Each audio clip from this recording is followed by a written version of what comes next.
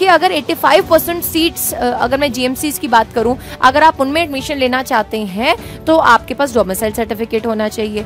Next अगर मैं बात करूं महाराष्ट्र में अदर स्टूडेंट्स को ये डोमिसाइल सर्टिफिकेट रिक्वायर्ड है। तो ये माइनर सी डिटेल्स आपको पता होनी चाहिए। आप अपने स्टेट का अगर डोमिसाइल सर्टिफिकेट का क्राइटेरिया अभी आपको पता चला है तो भी आपके पास बेटा अभी टाइम है, आप जरूर से अपने डोमिसाइल सर्टिफिकेट के लिए। नीट 2025 काउंसलिंग में सबसे इंपॉर्टेंट डॉक्यूमेंट रहता है डोमिसाइल सर्टिफिकेट, अगर आप स्टेट काउंसलिंग से जाते हैं। So what is basically the criteria, अगर हम डिफरेंट स्टेट्स की बात करें, ऐसा नहीं है कि there is a common rule for domicile certificate. हर state to state domicile certificate पाने के लिए आपको डिफरेंट क्राइटेरिया को फॉलो करना इंपॉर्टेंट है। सो इन डिटेल हम सारी states as well as union territories को इसमें कवर करने वाले हैं। हर एक स्टेट और यूनियन टेरिटरी के डोमिसाइल सर्टिफिकेट की what are the basic requirements उसको कवर करने वाले हैं। एज वेल एज अगर आप इस चैनल पे न्यू है, so don't forget to subscribe to the channel and press the bell icon. Myself Preet Kaur and I'm your physics educator as well as counseling guide on NCERT NEET ADA 24/7। So बेटा जी let's begin with the video। First of all अगर हम domicile certificate की बात करें ना तो इसके बहुत सारे सिनोनिम्स हैं, यानी कि अगर किन्हीं पर्टिकुलर स्टेट में बात करें तो डोमिसाइल सर्टिफिकेट को डोमिसाइल सर्टिफिकेट ही बोला जाता है। कहीं अगर हम डिफरेंट स्टेट्स में बात करें तो उनको किसी और नाम से जाना जाता है। फर्स्ट मैं इस पूरे वीडियो में जो आपको डॉक्यूमेंटेशन यहाँ पर दिखाने वाली हूँ, जो पूरा डिटेल्ड डाटा मैंने यहाँ पर बनाया है, उसका डिटेल्ड पीडीएफ आपको मिल सकता है on this Telegram channel as well as. अब काउंसलिंग बेटा जी it is going to almost start. Different states की ऑलरेडी है ना बहुत सारे नोटिफिकेशंस आ गए हैं। अगर मैं गुजरात की बात करूं तो ऑलरेडी काउंसलिंग प्रोसेस जो है वो स्टार्ट हो चुका है। तो इंपॉर्टेंट टाइमलाइंस है ना फॉलो करना बहुत ज्यादा जरूरी रहता है। तो सब registrations as well as documentation as well as deadlines आप तक टाइम तक पहुंचते जाएं, तो आप इस टेलीग्राम चैनल को जरूर से फॉलो करें। इसका लिंक आपको फर्स्ट कॉमेंट में पिन्ड मिल जाएगा ऑफ दिस वीडियो। सो अगर मैं डोमिसाइल सर्टिफिकेट के सिनोनिम्स की बात करूं तो कई स्टेट्स में इसको रेजिडेंट सर्टिफिकेट बोला जाता है, कहीं में परमानेंट रेजिडेंट सर्टिफिकेट बोला जाता है, कहीं में बोनाफाइड सर्टिफिकेट बोला जाता है, कहीं में मूल निवास प्रमाण पत्र बोला जाता है, कहीं में बोला जाता है सामान्य निवास प्रमाण पत्र, और कहीं में बोला जाता है local resident certificate. So this is basically the synonyms of domicile certificates, different state के अकॉर्डिंगली डिफरेंट नाम। ठीक है, अब अगर हम बात करें दिल्ली स्टेट की, तो दिल्ली स्टेट में वैसे तो मैं इन डिटेल आपको हर एक स्टेट का क्राइटेरिया बताऊंगी, बट अगर मैं स्पेसिफिकली दिल्ली स्टेट में बात करूं तो अलग से डोमिसाइल सर्टिफिकेट बनाने की जरूरत नहीं पड़ती। अगर आप वहां से 10th एंड 12th पास किए हुए हैं दैट इज इनफ, तो मार्कशीट इनफ है आपके लिए दिल्ली स्टेट में। अगर हम बात करें, अगर आप डोमिसाइल का वो जो क्राइटेरिया है उसकी बात करें, आप फॉलो करते हैं या नहीं करते हैं, तो आप दिल्ली एनसीआर से किसी स्कूल में पढ़े होने चाहिए 11th एंड 12th, है ना। या फिर अगर सिंपली बात करूं 10वीं और 12वीं जो बोर्ड एग्जाम्स होते हैं वो मैंडेटरी बेटा आपको पास करने हैं दिल्ली से। ठीक है, चलिए अगर थोड़ा सा और डिटेल में जाए तो वैसे तो ऑल इंडिया कोटा काउंसलिंग के under as such domicile certificate की जरूरत नहीं पड़ती है, but there is a state Maharashtra में बेटा पिछले साल ये चीज देखी गई थी कि जो दूसरे स्टेट से स्टूडेंट्स आके महाराष्ट्र में ऑल इंडिया कोटा से भी एडमिशन ले रहे हैं, उनको भी बेटा जी ये जो सर्टिफिकेट है, नेशनैलिटी सर्टिफिकेट है, वो मांगा गया था। So this is basically equivalent to domicile certificate only. तो महाराष्ट्र में अगर आप एम कर रहे हैं ऑल इंडिया कोटा के थ्रू भी सीट लेना, तो आपके पास डोमिसाइल सर्टिफिकेट होना आवश्यक बन जाता है। ठीक है, अब अगर हम बात करें किन किन चीजों में रिक्वायर्ड है domicile certificate, of course state counselling के, अगर आप अपने पर्टिकुलर स्टेट के है ना को बिलोंग करते हैं तो उसके अगर 85% सीट्स, अगर मैं जीएमसीज की बात करूं, अगर आप उनमें एडमिशन लेना चाहते हैं तो आपके पास डोमिसाइल सर्टिफिकेट होना चाहिए। नेक्स्ट अगर मैं बात करूं महाराष्ट्र में अदर स्टूडेंट्स को ये डोमिसाइल सर्टिफिकेट रिक्वायर्ड है, और अगर आप ऑल इंडिया कोटा काउंसलिंग से 15% सीट्स पे जाना चाहते हैं एक्सेप्ट महाराष्ट्र, अगर आप और किसी स्टेट में जाना चाहते हैं आपको डोमिसाइल सर्टिफिकेट रिक्वायर्ड नहीं होगा। साथ ही साथ अगर आप डीम्ड यूनिवर्सिटीज को टारगेट करें डोमिसाइल सर्टिफिकेट रिक्वायर्ड नहीं होगा। Private colleges of other states के लिए आपको डोमिसाइल सर्टिफिकेट रिक्वायर्ड नहीं होगा, बट वो स्टेट्स ओपन स्टेट्स होनी चाहिए, तभी आप उनके लिए एलिजिबल होंगे फॉर श्योर। ठीक है, सो ये कुछ क्राइटेरिया है कि कहां पर डोमिसाइल सर्टिफिकेट रिक्वायर्ड होता है, कहां पर डोमिसाइल सर्टिफिकेट रिक्वायर्ड नहीं होता है। उसके बाद अगर हम इसकी वैलिडिटी डेट की बात करें तो आपको ये चीज समझनी है कि एज सच बेटा इसका कुछ वैलिडिटी डेट नहीं होता है। जैसे कि नॉर्मली अगर आप SC certificate, ST certificate, OBC certificate, EWS certificate की बात करो तो उनको कुछ वैलिडिटी डेट रहता है, इसका वैलिडिटी डेट एज सच नहीं रहता है। बट फिर भी जो पैटर्न रहता है ना उसमें लगातार बेटा अगर आप बात करो आफ्टर 4 to 5 इयर्स चेंजेस देखने को मिलते हैं। तो अगर मोटा मोटा आप बात करें कि 2018 से पहले का आपका डोमिसाइल सर्टिफिकेट बना हुआ है तो आप उसको रीन्यू करा लें या नया बनवा लें, या उसके बाद का बना हुआ है तो फिर कोई जरूरत नहीं है, ठीक है। अब हम अगर स्टेट वाइज बात करें तो अगर दिल्ली स्टेट को मैं यहाँ पे सबसे पहले कंसिडर करते हुए बताऊं तुमको कि what is basically the criteria for the domicile certificate, तो 85% कोटा के लिए आप एलिजिबल होंगे अगर आपने class 12th Delhi NCR school से पास करी है। 10th एंड 12th आपकी वहां से पास आउट होनी चाहिए। आंध्र प्रदेश में there are 2 types of candidates, local candidate, non local candidates.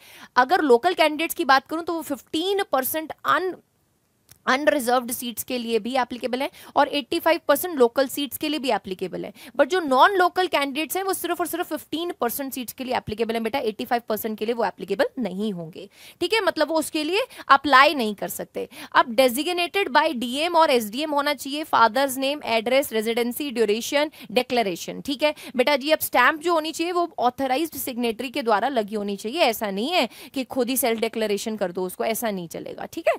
सो ये आंध्र प्रदेश के रूल्स कहते हैं डोमिसाइल सर्टिफिकेट अगर आप यहां का बनाना चाहते हो। नेक्स्ट अगर हम बात करें बेटा, ऐसे बहुत सारे स्टेट्स हैं जो मैं यहां पर इसमें कवर करने वाली हूं, बट फिर भी अगर आपको कंप्लीट गाइडेंस चाहिए, आपको रिक्वायर्ड है कि यार मुझे ना मैम इस स्टेट का डोमिसाइल मिल सकता है या नहीं मिल सकता, मुझे इस पर्टिकुलर स्टेट में एडमिशन लेना है इस पर्टिकुलर कॉलेज में, तो what is the cut off according to my rank, ma'am मैं यहां पर एलिजिबल हूं या नहीं हूं। एक गुड प्रेफरेंस लिस्ट बनाना, ओवरऑल पूरे काउंसलिंग प्रोसेस में सपोर्ट करना, वेदर इट इज एमबीबीएस का counselling, whether it is BDS, whether it is BSc nursing, whether it is AYUSH courses, in detail बेटा हमारी काउंसलिंग सपोर्ट आपको मिल रही है। आप जरूर से पार्ट बनिए वन या वन प्रो प्रोडक्ट का, जिसमें हम आपको कंप्लीट काउंसलिंग के रिलेटेड गाइडेंस भी दे रहे हैं यूजिंग द कोड PREET। अगर आप इन प्रोडक्ट्स में इनरोल करते हैं तो इनके प्राइजेस में आपको हेवी डिस्काउंट्स मिलेंगे और it will cost you only सिर्फ एंड सिर्फ 1999 या 3499। इसके लिंक्स आपको फर्स्ट कमेंट में पिन मिल जाएंगे। Must take a decision for yourself बेटा, बिकॉज इतने अमाउंट से डेफिनेटली 1 करोड़ रुपया जहां पे करेंगे प्राइवेट कॉलेज में जाने के लिए, उसके सामने ये वाला अमाउंट कुछ भी नहीं है। अगर आप एक प्रॉपर गाइडेंस के थ्रू जाएं तो आप लाखों रुपए अपनी फीस में बचा सकते हैं। So proper guidance is very much required for counselling. इतना मैं बोलती हूँ पढ़ाई इंपॉर्टेंट होती है, बट जब आप पढ़ लियो, नीट क्रैक कर लियो, उसके बाद एक अच्छे कॉलेज में जाने के लिए बेटा आपको एक काउंसलर, गुड काउंसलर की जरूरत होती है। So for that you must be a part of this batch, ठीक है। नेक्स्ट अगर हम राजस्थान की बात करें तो राजस्थान में बेटा जी सर्टिफाइड रेजिडेंट ऑफ राजस्थान होने चाहिए, parents must have lived minimum 10 years, और आप 8वीं से लेकर 12वीं तक राजस्थान के किसी कॉलेज के स्टूडेंट होने चाहिए। गवर्नमेंट एम्प्लॉय ऑफ राजस्थान भी हो सकते हैं आपके पेरेंट्स डिफेंस में हो सकते हैं, या फिर ऐसा सोचो कि अगर वो डिफेंस में है, ओरिजिन उनका राजस्थान से, तो भी आप राजस्थान के डोमिसाइल के लिए एलिजिबल हो। मध्य प्रदेश की अगर बात करें, children of freedom fighter, ward of defence personally, government of India and posted in Madhya Pradesh. अगर आप गवर्नमेंट ऑफ इंडिया के है ना किसी पर्टिकुलर फील्ड में आप काम कर रहे हो और आप पोस्टेड हो मध्य प्रदेश में, तो भी आप एलिजिबल हो। 10th एंड 12th बेटा यहाँ का पास आउट होना चाहिए आपका। अगर आप एमपी में ही रहते हो तो डेफिनेटली आप डोमिसाइल सर्टिफिकेट के लिए एलिजिबल हो। नेक्स्ट महाराष्ट्र में बात करें, type A, type B, type C, 3 तरीके के डोमिसाइल्स बनते हैं। टाइप ए वो बनाते हैं जो 10th plus 12th from Maharashtra हो और बर्थ सर्टिफिकेट वहां का हो। टाइप बी में 10th plus 12th from Maharashtra हो और फादर और मदर का वहां का डोमिसाइल हो। टाइप सी में 10th प्लस 12th वहां का हो, महाराष्ट्र का हो, फादर या मदर कोई भी गवर्नमेंट एम्प्लॉय हो, तो आप महाराष्ट्र के डोमिसाइल के लिए एलिजिबल हो। उत्तर प्रदेश में अगर हम बात करें तो नेटिव ऑफ यूपी होने चाहिए हो आप, ठीक है, you should be a native of UP. Next अगर हम बात करें बेटा, आपके पास जो पेरेंट्स हैं वो मिनिमम 3 साल उत्तर प्रदेश यानी कि यूपी में रहने चाहिए, है ना, तब आप एलिजिबल हो, ठीक है। अगर यानी कि प्रीवियस 3 ईयर आपके जो पेरेंट्स हैं वो अगर यूपी में रहते थे तो आप यूपी के डोमिसाइल के लिए अप्लाई कर सकते हो। Parents working with the government, those students are also eligible. 10th and 12th from the UP, those students are also eligible. Bihar की अगर हम बात करें तो रेजिडेंट ऑफ बिहार होने चाहिए, belong to Bihar, but parents are government employ, parents serving Bihar government, parents serving in central government, तो आप एलिजिबल होंगे बिहार के डोमिसाइल के लिए। वेस्ट बंगाल की अगर मैं बात करूं तो रेजिडेंट फ्रॉम लास्ट 10 इयर्स यानी कि पिछले 10 साल से आप रेजिडेंट होने चाहिए वेस्ट बंगाल के। Resident 10 years plus 12th class ये कंडीशन है, आप रेजिडेंट तो हो 10 ईयर्स के, बट साथ ही साथ 12th भी पास आउट है। Candidates not residing but parents are permanent residents of at least for 10 years in West Bengal, then you are eligible for the domicile of West Bengal. तो ये minor सी details आपको पता होनी चाहिए। आप अपने स्टेट का अगर डोमिसाइल सर्टिफिकेट का क्राइटेरिया अभी आपको पता चला है तो भी आपके पास बेटा अभी टाइम है, आप जरूर से अपने डोमिसाइल सर्टिफिकेट के लिए अप्लाई कर दें। नेक्स्ट, अगर हम पंजाब की बात करें तो parents must be working with the central government either, या आप brought up and born up Punjab के होने चाहिए हो, या candidates who are wards of defence posted in Punjab are also eligible. Karnataka की बात करें ना बेटा, तो studied in school for minimum 7 years. Karnataka के रूल्स कुछ टफ है बेटा यार, कुछ है ना कड़े रूल्स हैं यहाँ पर। मिनिमम 7 साल आप कर्नाटका के किसी स्कूल के पढ़े होने चाहिए, पास 11th and 12th class, plus parents should have studied in Karnataka only. अगर पेरेंट्स कर्नाटका के ही पढ़े हुए हैं और आप 11th एंड 12th कर्नाटका के पास आउट हो तो भी आप एलिजिबल हो। पेरेंट्स की मदर टंग कन्नड़ा होनी चाहिए एंड उनका जो डोमिसाइल है वो भी कर्नाटका का होना चाहिए, ठीक है। इसको कोई कन्नड़ा बोलता है, कोई कन्नड़ बोलता है, अकॉर्डिंगली बेटा ये उनकी मदर टंग होती है कर्नाटका के रेजिडेंट्स की। सो बेसिकली अगर मदर टंग पेरेंट्स की ये है प्लस साथ में उनके पास डोमिसाइल है तो भी आप एलिजिबल होंगे कर्नाटका के डोमिसाइल के लिए। नेक्स्ट, अगर मैं बात करूं इसी तरीके से, मैं फिर से आपको बेटा जी एक रिमाइंडर दे देती हूं कि अगर आप अपने लिए आज एक फैसला नहीं लेते हैं और आप हमारे साथ अपने काउंसलिंग प्रोसेस में नहीं जुड़ रहे हैं, देखो यार you must be paying thousands of rupees, like कहीं कहीं जगह पर तो यार 30,000 40,000 50,000 इवन 1 लाख तक चार्ज कर लेते हैं आपको एक सीट दिलवाने के लिए। बट हेयर इज है ना, here we are supporting you in counselling process at very minimal prices and that too बेटा it is including all kind of stuff, जिसमें आपको एक गाइड बुक मिल रही है, आपको अलर्ट्स मिल रहे हैं, आपको काउंसलिंग एक्सपर्ट के साथ बात करने का मौका मिल रहा है, आपको सपोर्ट टीम मिल रही है ना, एवरीथिंग डॉक्यूमेंटेशन से लेके रिफंड तक, जैसे आपका जो सिक्योरिटी मनी जो होता है वो रिफंड कब होगा कैसे होगा तब तक हमारी टीम आपके साथ रहेगी। So you should go for this.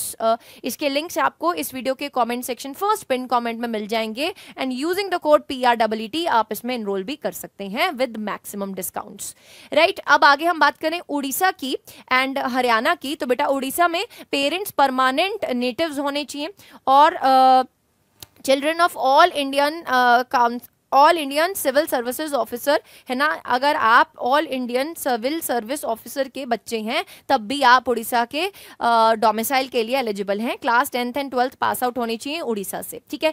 Haryana की अगर मैं बात करूं तो रेजिडेंट ऑफ स्टेट होने चाहिए, मिनिमम 10 ईयर के आपका बेटा वो जो स्पैन है ना कि आप हरियाणा में रह रहे हो वो होना चाहिए। Should have studied any board from Haryana school, ठीक है। हरियाणा की आपकी एजुकेशन होनी चाहिए। तमिलनाडु की बात करें तो must be a bona fide resident of the state, schooling from 6th to 12th, 6वीं से लेके 12वीं तक की स्कूलिंग वहां से होनी चाहिए। नेटिविटी सर्टिफिकेट एज वेल, यहाँ पे आपको ये वाला सर्टिफिकेट भी साथ में रिक्वायर्ड होता है तमिलनाडु में। तेलंगाना में सेम बेटा एज आंध्र प्रदेश, जैसा आंध्र प्रदेश का गाइडलाइंस है जो मैंने अभी आपको बताया सेम तेलंगाना में वही एप्लीकेबल रहता है। उत्तराखंड में बात करूं तो permanent resident of 10th and 12th pass out होनी चाहिए, only class 10th and 12th पास होने चाहिए हो। तो अगर आप सिर्फ class 10th and 12th pass out हो, आप परमानेंट रेजिडेंट नहीं हो, तो उस केस में आप जो है SC कैंडिडेट का बेनिफिट वहां पर नहीं उठा सकते हो, शेड्यूल कास्ट कैंडिडेट का बेनिफिट आप नहीं उठा सकते, रिजर्वेशन आप को जो है वो नहीं मिलेगी अगर आप रेजिडेंट नहीं हो, आप सिर्फ 10th और 12th पास आउट हो, ठीक है। अगर आप परमानेंट रेजिडेंट हो तो आप डोमिसाइल के लिए अप्लाई कर ही सकते हो फॉर श्योर। गुजरात की अगर हम बात करें, सिटीजन ऑफ इंडिया होनी चाहिए, born in Gujarat and pass from 10th and 12th बेटा गुजरात की पास आउट होनी चाहिए। वार्ड ऑफ डिफेंस सर्विसेज, अगर आप बच्चे हो किसी है ना ऐसे पेरेंट के जो डिफेंस सर्विसेज में है तो आप एलिजिबल हो। Born out of Punjab, born out of Gujarat but 10th and 12th from the state, यानी कि आप गुजरात से बाहर कहीं पैदा हुए हो पर 10वीं और 12वीं आपने गुजरात स्टेट से करी है तो भी आप एलिजिबल हो। केरला की बात करें तो यहाँ पर 2 कैटेगरीज आती हैं, एक आती है केरलाइट और एक आता है नॉन केरलाइट। एक यानी कि जो केरला में बॉर्न अप बॉट अप सब ओरिजिन सब उसका केरला में ही है, तो आप एलिजिबल होंगे रिजर्वेशन के लिए एज वेल, ठीक है। बट अगर आप नॉन केरलाइट हो, आप सिर्फ पढ़ाई करी है आपने केरला में, तो उस केस में अगर आपके पेरेंट्स वर्किंग इन केरला हैं अंडर सम गवर्नमेंट जॉब, तो आप अगर ऐसे कैंडिडेट हो जिसने 8 से लेकर 12th तक आपने केरला में पढ़ाई करी है, तो आप यहाँ पर रिजर्वेशन के लिए एप्लीकेबल नहीं होंगे, बट आप डोमिसाइल सर्टिफिकेट बना सकते हो। यानी कि जो डिफरेंट डिफरेंट रिजर्वेशन होती हैं SC ST OBC कैटेगरी के लिए, उसके लिए आप एलिजिबल नहीं होंगे, ठीक है। नेक्स्ट अगर हम बात करें असम के लिए, अरुणाचल प्रदेश के लिए, चंडीगढ़ के लिए, अब मैं आपको बताती हूँ, फिर से एक बार बता रही हूँ बेटा, ये पूरा डिटेल PDF है ना, एंड इसी के साथ और बहुत ही ज़्यादा इन्फॉर्मेटिव चीज़ें जो आपको काउंसलिंग में हेल्प करेंगी, ये सब चीज़ें मैं आपको प्रोवाइड कर रही हूँ on this Telegram channel. So @physics core telegram channel को जरूर से ज्वाइन करो। इसका लिंक भी आपको इस वीडियो के कमेंट सेक्शन में फर्स्ट कमेंट पिन में मिल जाएगा, ठीक है। वहाँ पे हम पर्सनली कनेक्ट हो सकते हैं बेसिकली, ठीक है। अब अगर हम असम की बात करें, कैंडिडेट्स और parents must B living in Assam for 20 years. बहुत तगड़े बेटा जी यहाँ के रूल्स हैं। 20 साल से आपके पेरेंट्स जो हैं वो मिनिमम असम में रहते होने चाहिए। Next is candidate must have studied from class 7th to 12th इन असम, ठीक है। नेक्स्ट अरुणाचल प्रदेश की बात करें, 80% reserved for Arunachal Pradesh ST and 20% for non Arunachal Pradesh ST, जिसमें बेटा जी गवर्नमेंट एम्प्लॉय आ जाते हैं, PSU children, and minimum 3 years इनका क्या होना चाहिए, रेजिडेंस होना चाहिए, अगर आप नॉन आंध्र प्रदेश ST हो, ठीक है। नेक्स्ट चंडीगढ़ की बात करें तो चंडीगढ़ से पढ़ाई होनी चाहिए। Parents are residents of Chandigarh, government employees भी हो सकते हैं। SC and PWD category certificate आपके पास होना चाहिए अगर आप इस कैटेगरी में आना चाहते हो। नेक्स्ट अगर हम बात करें छत्तीसगढ़ की, तो must be born in the state of Chhattisgarh, pass class 12th, parents are employ of central in the state government. Dadra and Nagar Haveli की अगर बात करेंगे तो पेरेंट्स डोमिसाइल होल्डर्स होने चाहिए ऑफ UT। स्टूडेंट्स 8वीं से लेकर 12वीं तक वहीं का पढ़ा होना चाहिए। पेरेंट्स डोमिसाइल होल्डर होने चाहिए बेटा, अगर इंडिविजुअल डोमिसाइल होल्डर भी हैं तब भी आप एलिजिबल हो। गोवा में must have lived in Goa for minimum of 10 years, अगर आप 10 साल से गोवा में ही रह रहे हो, आपके पेरेंट्स गोवा में ही रह रहे हैं, तो आप एलिजिबल हो। 5 years for parents born in Goa, जो basically 5 years for parents born in Goa, they are also eligible in basically for this domicile, must have passed class 12th from Goa school, so वो भी क्या होंगे, eligible होंगे। फिर अगर हम हिमाचल प्रदेश की बात करते हैं तो बोनाफाइड हिमाचली होना चाहिए बेटे पेरेंट्स आपके, प्लस अगर हम बात करें 2 एग्जाम्स कोई भी 8वीं से लेके 12वीं क्लास तक कोई भी 2 क्लासेस के एग्जाम्स आपको हिमाचल प्रदेश के किसी स्कूल से लिखे हुए हैं, अगर आपने दिए हुए हैं तो आप इसके लिए एलिजिबल हो। Parents should be employed in HP government, Himachal Pradesh government, and candidate must have pass 12th from Himachal Pradesh. Jharkhand की अगर मैं बात करूं तो ओनली लोकल और परमानेंट रेजिडेंट्स की अगर हम बात करें तो वो 85% सीट्स के लिए एलिजिबल हैं, प्लस 12th पास आउट होना चाहिए फ्रॉम हेयर। डोमिसाइल होल्डर्स होने चाहिए, plus students who have pass class 12th from the state. Non reservation category इनके ऊपर अप्लाई होगी, यानी कि अगर हम बोलें कि डोमिसाइल होल्डर तो है, plus students who have pass class 12th from the state, ठीक है, लोकल रेजिडेंट नहीं है, तो उस केस में they are not applicable for reservation सिर्फ उनको मिलेगी जो लोकल रेजिडेंट्स हैं, ठीक है। नेक्स्ट अगर हम मणिपुर की बात करते हैं, ओनली परमानेंट रेजिडेंट्स 85% कोटा के लिए एलिजिबल होंगे। मेघालय में permanent residents of 1 of the 8 बेटा जी नॉर्थ ईस्टर्न स्टेट्स, अब 8 में आपके पास एक सिक्किम भी साथ में इंक्लूड किया गया है, पास क्लास 11th एंड 12th यहाँ से होना चाहिए मेघालय से। जम्मू एंड कश्मीर की अगर मैं बात करूँ, डोमिसाइल ऑफ UT होना चाहिए एंड हैव पास 10th + 2 यानी कि 12th from this state of Jammu and Kashmir. Next अगर हम पौंडीचेरी की बात करते हैं तो कैंडिडेट्स हु आर है ना eligible for this are basically those whose parents are residing continuously for 5 years in Pondicherry. Childrens of native of UT, candidates whose parents are government employees, है ना, पौंडीचेरी गवर्नमेंट को सर्व कर रहे हैं, वो भी एलिजिबल हैं पौंडीचेरी डोमिसाइल के लिए। मिजोरम के लिए परमानेंट रेजिडेंट होने चाहिए या डोमिसाइल होने चाहिए मिजोरम के लिए। या अगर हम बात करें अब लास्ट स्टेट पे अगर मैं आ जाती हूँ, दैट इज त्रिपुरा, तो त्रिपुरा के केस में candidate must be a permanent resident for 10 years, children of all India service officers born in Tripura and posted outside। कोई ऐसे बच्चे हैं जिनके जो पेरेंट्स हैं वो ऑल इंडियन सर्विसेज ऑफिसर्स हैं, वो बॉर्न इन त्रिपुरा ही हैं, ठीक है, बट वो पोस्टेड है आउटसाइड, क्योंकि गवर्नमेंट जॉब्स में यूजुअली ऐसा होता है कि डिफरेंट जगह पर पोस्टिंग्स आती रहती हैं, तो वो कैंडिडेट्स भी एलिजिबल होंगे। Central government employees served in Tripura for 3 years, जिन्होंने 3 ईयर्स सेंट्रल गवर्नमेंट में सर्व किया है त्रिपुरा की, वो भी एलिजिबल है। सो ये एक डिटेल वीडियो था जिसमें मैंने स्टेट वाइज आपको डोमिसाइल क्राइटेरियाज बताए हैं। आप जरूर से अगर कोई next type of video message आना चाहते हैं इस चैनल पे, आप चाहते हैं कि मैम ये वाले टाइप का वीडियो एक कवर कर दो, तो आप जरूर से कमेंट सेक्शन में कमेंट करके बताएं। बाकी आप मेरे साथ टेलीग्राम पर जरूर से जुड़िए, @physics का टेलीग्राम चैनल, आप इस बारकोड को भी स्कैन कर सकते हैं, या सिंपली इसका लिंक जो है आपको फर्स्ट कमेंट में पिन मिल जाएगा अंडर दिस वीडियो। नेक्स्ट बेटा जी, अगर आप काउंसलिंग सपोर्ट की बात करें तो हमारी एक्सपर्ट काउंसलर्स की टीम आपको सपोर्ट कर रही है throughout in your counselling process, whether it is any kind of counselling under NEET category. So आपको यहाँ पर सपोर्ट मिल रहा है। सो इसके लिंक्स भी आपको 1 and 1 Pro दोनों के लिंक्स मिल जाएंगे। I will suggest you to go for the 1 Pro product, because इसमें आपको एक वीडियो कॉल एक्स्ट्रा मिलती है, प्रूफ रीडिंग वीडियो कॉल। ये मेक श्योर करती है कि आपकी जो सीट है वो पूरी सिक्योर्ड रहे। सो बेटा, for maximum discounts you can use the code PREET यानी कि Preet, and you can enroll in this, and after that you can send me the screenshot on the telegram. So wish you good luck बेटा, stay tuned, and इस PDF को मैं Telegram पर upload कर दूंगी bye EOD, तो जुड़े रहें मेरे साथ इसी चैनल पर। Don't forget to subscribe, press the bell icon, don't forget to like the video. बेटा बहुत मेहनत लगती है ऐसा कंटेंट बनाने में। Wish you good luck, stay tuned.